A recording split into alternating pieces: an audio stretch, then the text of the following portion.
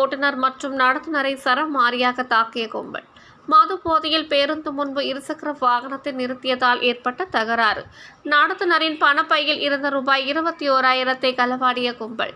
கிருஷ்ணகிரி மாவட்டம் போச்சம்பள்ளி அடுத்த புலியூர் கிராமத்தில் பேருந்து ஓட்டுநர் மற்றும் நடத்துனரை சரமாரியாக தாக்குதல் நடத்திய கும்பலால் பெரும் பரபரப்பு ஏற்பட்டுள்ளது.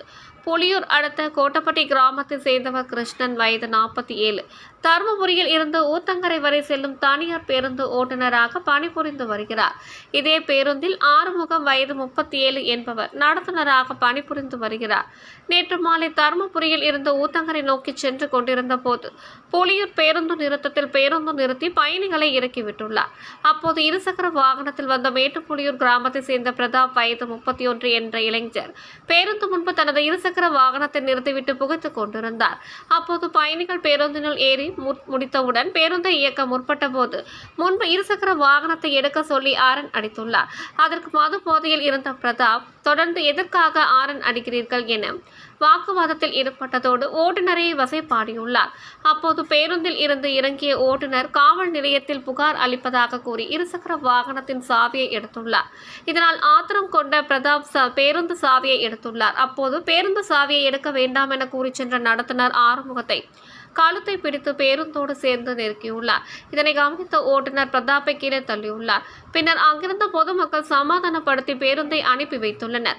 ஊத்தங்கரையில் இருந்து மீண்டும் நேற்று இரவு 8 மணிக்கு பேருந்து வந்தபோது மேட்டுக்கடை பேருந்து நிறுத்தத்தில் ஏறிய 10க்கும் மேற்பட்டோர் நடத்துனரை சுற்றி கொண்டு நின்றுள்ளனர்.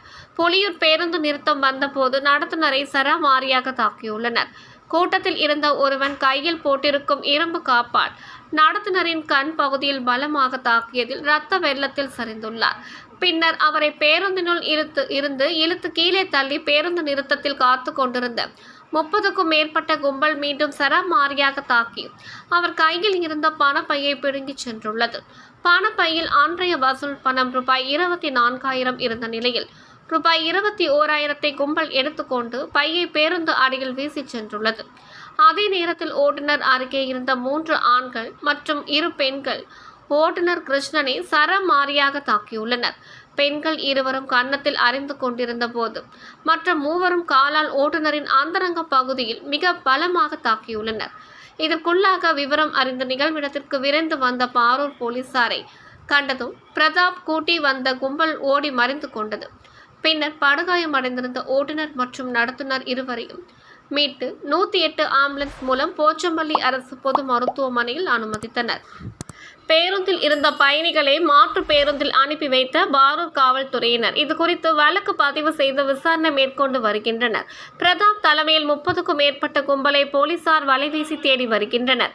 புலியூர் பேருந்து நிறுத்தத்தில் தனியார் பேருந்து ஓட்டுநர் மற்றும் நடத்துனர் 30 பேர் கொண்ட கும்பலால் தாக்கப்பட்ட சம்பவம் அப்பகுதியில் பெரும் பரபரப்பை ஏற்படுத்தியுள்ளது.